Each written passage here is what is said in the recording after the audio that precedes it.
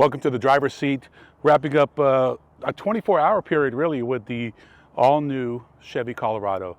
It was first introduced in 2015, I should say reintroduced. There was one in the early 2000s, and this is now the second generation of the rebirth. And they've done a great job. The styling is much improved. I really like the aggressive new front end. You also have a removable air dam because when you're off-roading, you don't need an air dam that's designed to improve fuel economy.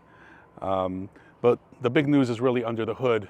An all-new 2.7 liter, 4-cylinder engine. Same engine that you found in the Silverado a few years ago, introduced around 2018, 2019. So it's proven itself in the big trucks.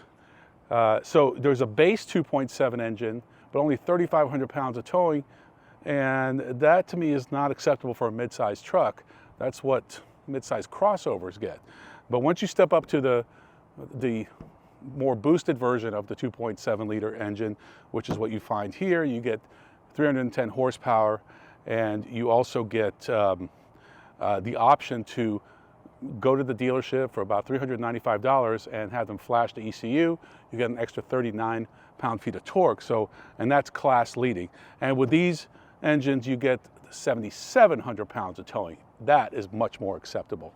So the way they packaged this all-new Colorado, think of the work truck as your most basic, and the upgrade to that would be the Trail Boss. Then on the other side, the LT, which is probably going to be the high volume truck for them, and then the upgrade to that is the Z71.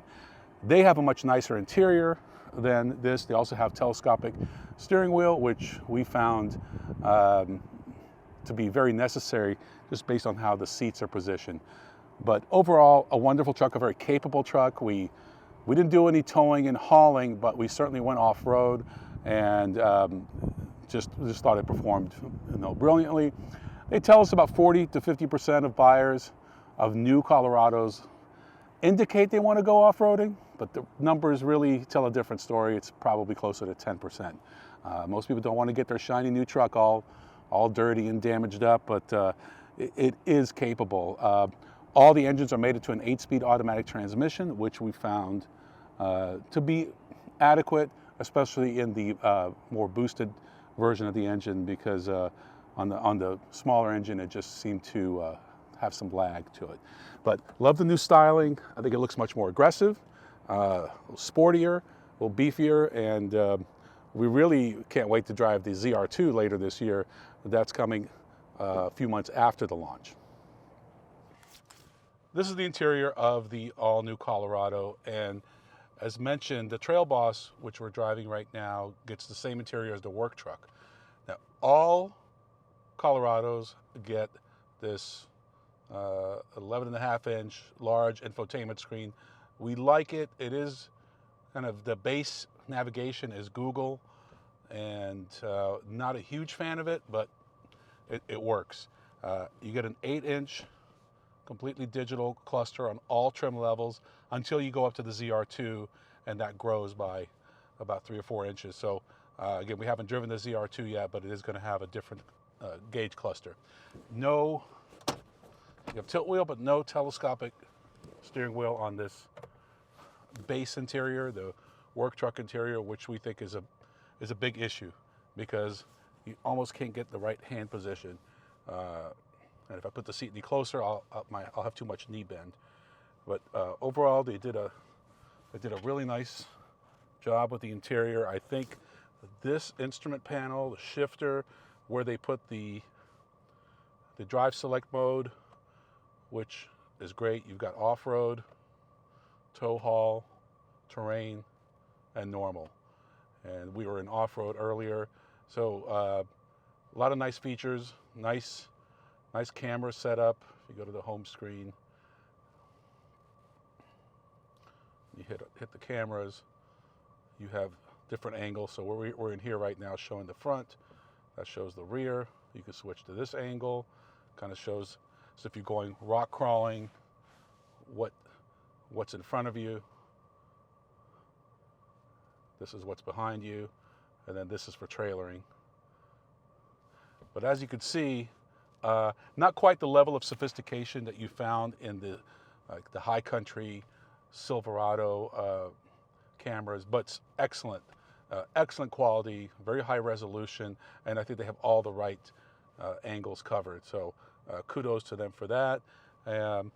And yeah, just very comfortable, good visibility, but we like the LT slash Z71 interior a little bit better. The steering wheel is a little thicker and more padded, and just everything seems a little bit nicer. You have some contrast stitching, etc.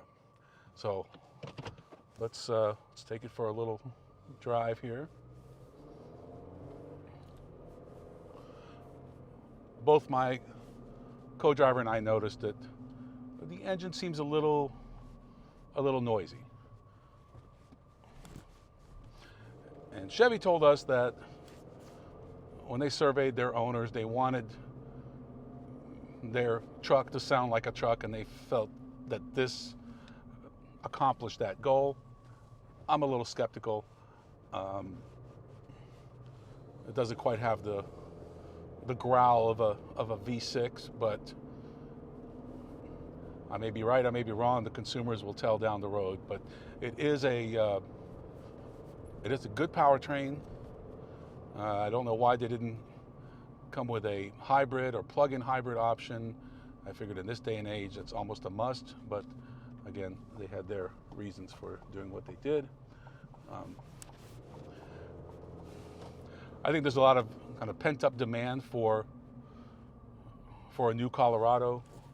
It's been out. I said the one that came back after its hiatus was out since 2015. So you've got some people that are ready for something new. I think they nailed it with the styling. I think the off-road capability is there. The towing is as well, as long as you go up to the bigger powertrain. But overall, we're very pleased. It would have been nice to do a side-by-side comparison, how this compares with the Tacoma. So you can kind of feel this is not a super light truck. It feels like it's laboring a little bit when you really mash the accelerator. And there could be a lot of reasons for that, but I do know that in this work truck interior, which is what the Trail Boss is, you have less of the sound deadening, and so that contributes to that. But it just kind of feels like it's laboring a little bit. So very few things to criticize the truck. To be honest, I think I recently drove a Tacoma TRD Pro, and that engine sounds a little tired, like it needs a turbo, and I just think that's just where everything is headed. So if the new Tacoma comes out with a 3-liter twin turbo V6 and has maybe even a hybrid option, that one could be a game changer. Who knows? But for now, I think Colorado's got a nice product on their hands, and I think they're going to do quite nicely with it. Earlier today, we were on some pretty challenging, twisty canyon roads, and the Colorado did fine. It's not meant for that at all. I don't even know why that was part of the route, but I think it was just to prove that, it's a relatively stiff chassis that can handle those kind of roads. Immediately, even at low speeds, you can hear the difference. It just feels like a different truck altogether. Much quieter. You don't hear as much road noise. You don't hear as much engine noise. Seats are more comfortable. I have the ability to move my steering wheel inside and out, telescopic feature. Now I can get into the right position.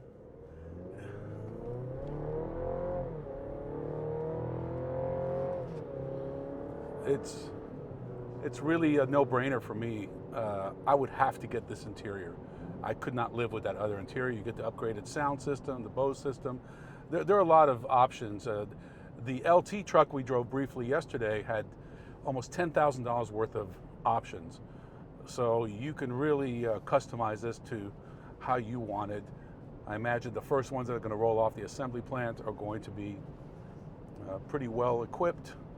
I see a lot of LTs and Z71s, but they'll have their fair share of work trucks and trail bosses as well. I don't like what they did with the trail boss, but I get it. They're trying to come up with a truck for the true enthusiast who maybe doesn't need the nice amenities and the quietness of the cabin, but I don't know.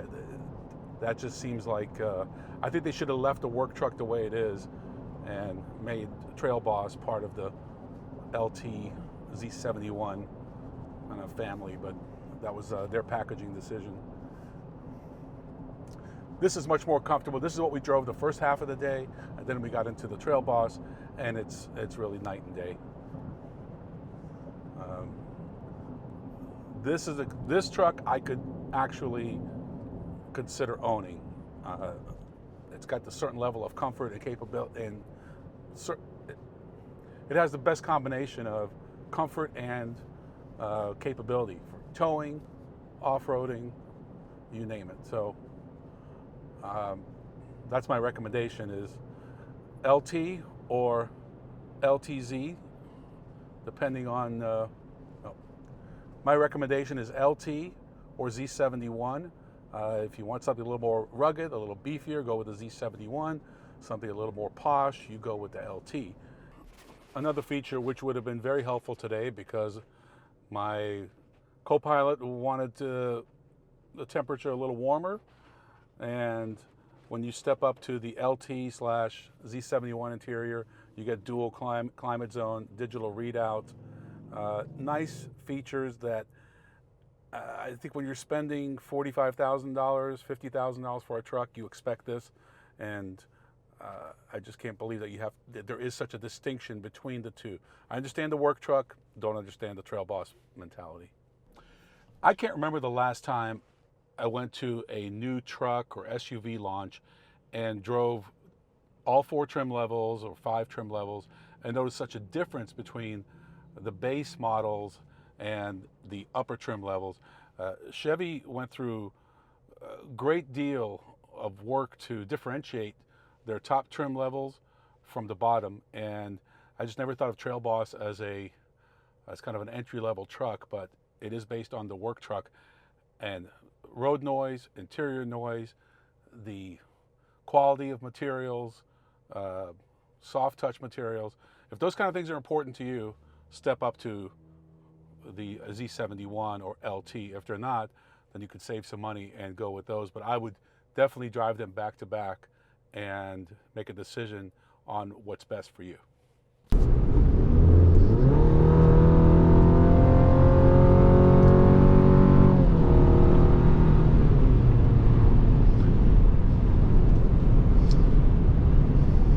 So this is the version of the 2.7 liter 4-cylinder turbo that received the additional 39 pound-feet of torque from the ECU flashing, and it does make a difference.